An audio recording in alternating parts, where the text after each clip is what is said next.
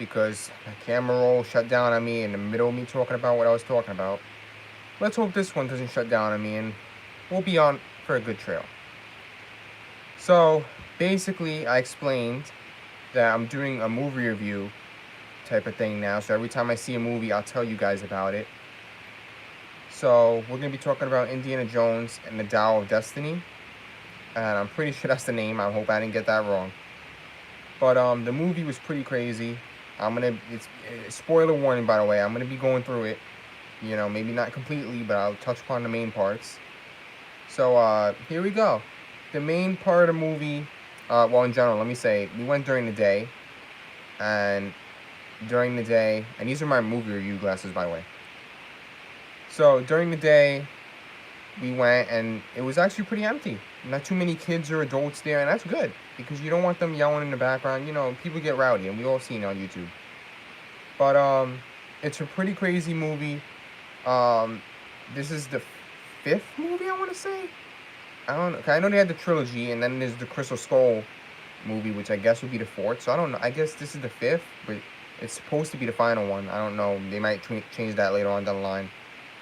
But it starts off with young Indy, you know, and it takes place with him and someone named Foz that are a duo pair in a Nazi train, and apparently they're looking for some spear type thing for a treasure.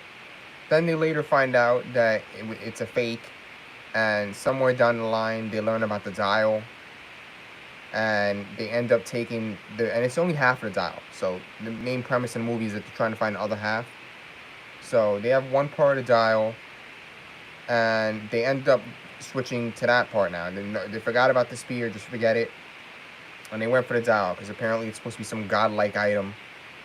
And basically, they end up with a whole chase through the train. They end up on top of the train, you know. And the craziest part, to me at least, was when the main villain dude, I don't know, the dude that was originally holding the piece, he was hanging off the side of the train. He says, "Pass me the dial," and then he passes it to him, and then all of a sudden, you see this pipe come, like, because he's hanging onto the side of the train, and the pipe comes down and whacks him upside the head, and that shit was crazy. Like, it hit him hard, and you could feel that in the movie theater, man.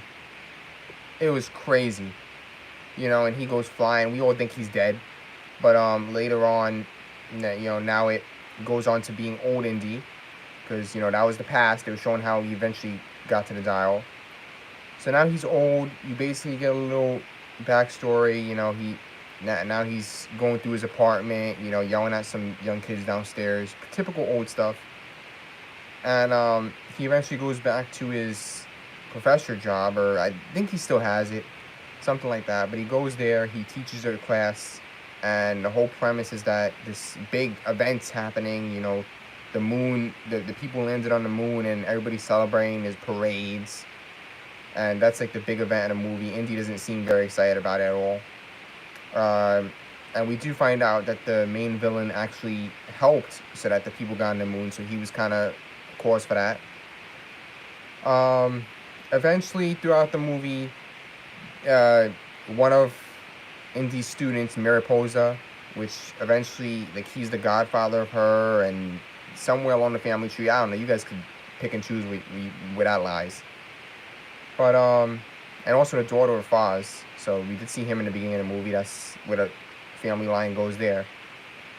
So after the class, Mariposa eventually meets Indy in some bar, I want to say, and they talk about the dial. Then he eventually brings her to this, I want to say museum. I don't think it's a museum. I think they're back in his professor office thing. And they go through his archives, and he pulls it out, and she's like, "Whoa!" And pause on that. I know that sounded a little dirty. But he takes out the piece of the dial, and she gets amazed with it. She eventually, and as this is going on, the main villain has his henchmen coming up the stairs shooting people, and they're basically the ones chasing after them throughout most of the movie. You know, there are some casualties. But yeah, she eventually makes off with the piece, leaves Indy with the henchmen, as shady as it is. And then he gets captured by the henchmen. Then Mariposa eventually just gets away. You don't see her for a good portion of the movie. Um, Eventually, they do find her, and she's in some kind of auction, and she's trying to sell the piece because she's in it for the money or whatever. That's what she does. And it's her and Finn, not, not Finn, Teddy. I'm thinking Finn from Star Wars, but she's with Teddy, which you eventually meet, and those three are the people you're basically focused on: Indy, Mariposa, and Teddy. And Indy eventually stops the auction. They fight over the piece, and then the main villain dude gets it. I know, I still don't know his name, but he gets it, and he makes off with it. Then the whole movie, Indiana, Mariposa, and Teddy, they go after him. They didn't get to get him because he eventually gets on a plane and takes off with the piece.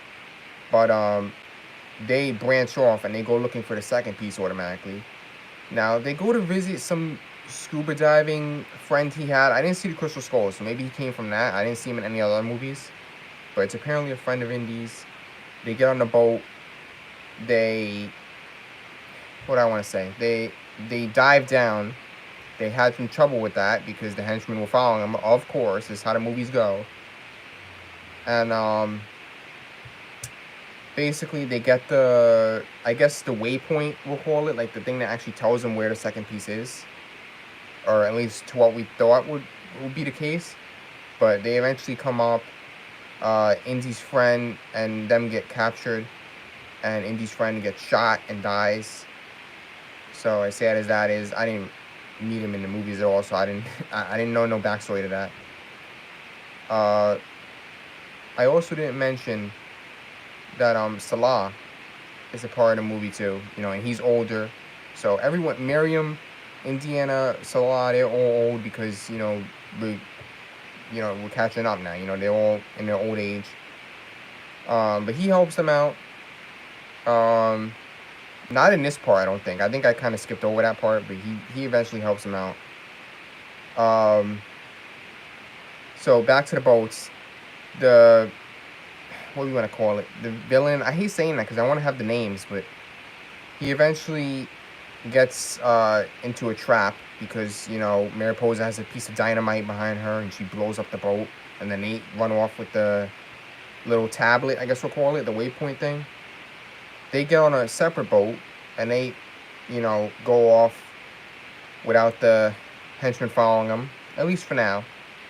And Indy picks it up. He picks up the waypoint. It feels heavy to him. Somehow it leads to him lighting it, because it's made out of wax, and then it melts, and then there's a secret piece inside, and they eventually need that for later on. Which is, pretty cool. It just shows that he's smarter than me in that situation. They eventually make it to some catacomb cave type thing where the piece is supposed to be. So they walk through, and then as the movie's progressing, the henchmen, you can see them slowly tracking up behind them. But they go through it because they want to find the tomb of R3. I don't know his name. R3Ds, something like that. But they eventually find the tomb. They get the little second piece to the. Damn it! I'm trying to go through so many things in my head. The second piece of the time device, we'll call it. And basically the villain, comes up. He shoots Indy. Not fatal, but he still shoots him pretty bad. And he puts the two pieces together, then grabs a little watch clock, like the little watch had a clock in it, and it was a key, and he puts it in the middle. Then it's complete. And then usually in this part of the movie, it's pretty shitty, because now the villain's winning. He has everything, and then he takes Indy with him on a Nazi plane, and we have Teddy following them from behind with a second plane. And Mariposa is on the Nazi plane, like on the bottom, trying to save Indy, going through the whole plane. Eventually, it comes to the point when the villain, you find out, is trying to go back in time to a point where he eventually wins the war, by doing something different. So he sets the whole time device up, and you see the little rifts open in the background. They go basically straight do. Oh well, he kind of changed his mind in the ending because Indy's in the back telling him, "Oh, you're going the wrong way. You're not gonna land where you're supposed to land." And of course, he was right in the end.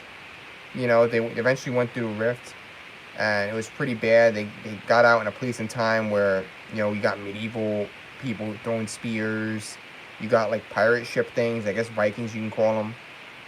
And it was pretty crazy, to see them go back through time. And of course, Teddy goes in behind them because he's trying to help for whatever reason. And then you end up finding that there's a pilot behind Teddy, and he didn't know he was sleeping, and he's just in for the ride, I guess. That's basically the same thing as if, I woke up and saw someone driving my plane through a time portal. I'd shit my pants probably. But eventually they go through, the main dude, the main villain, and his henchmen eventually end up being in the plane and crashing it, and they die because the spears are being thrown at them, and the plane's going down, and Indiana Jones and Mariposa take a parachute out of the plane, so they escaped already. But yeah, main villain dies with all of his henchmen. That's pretty much how that goes. And as I said throughout the movie, some of his henchmen die like different time zones. But then they eventually meet Mariposa, or whatever his name is supposed to be, the main person that made the time device. And Indy ends up saying that he wants to stay, and help out, I guess. Which I could, yeah, and Mariposa was saying no, fuck no, you're not staying. Which makes sense because you want to have him back in his own time. It would kind of screw up a couple things. But Indy wanted to stay. He was already shot, and he, literally shot, and he didn't really care anymore. He was giving up. And Mariposa didn't take no for an answer. She socked him across the head, I think right in the jaw, and he knocks out. So eventually, you don't see them going home, but eventually it ends up where he's home. And pretty much near the end of the movie, you see Miriam show up, and she's old. And basically, they make up.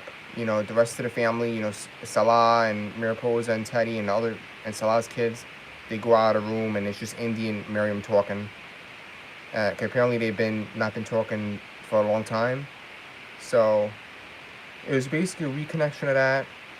They eventually kiss, but there is a nice little reference that they did in there, where they did kiss here, they did that in the Raiders of the Lost Ark in the very first movie. So I like that little reference that was thrown in there. I was very good to see because if I didn't rewatch the old movies, I probably wouldn't have caught it.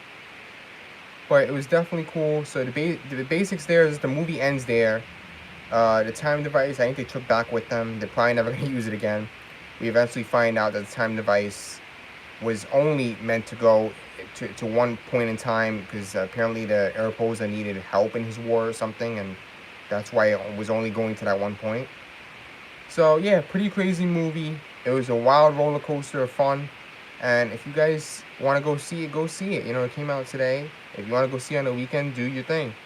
But it was a fun movie. I really enjoyed it. It's very fun. And yeah, that's my review. I hope you guys enjoyed this video. And if you want more, I'll probably do more. And I'll see you guys in the next one.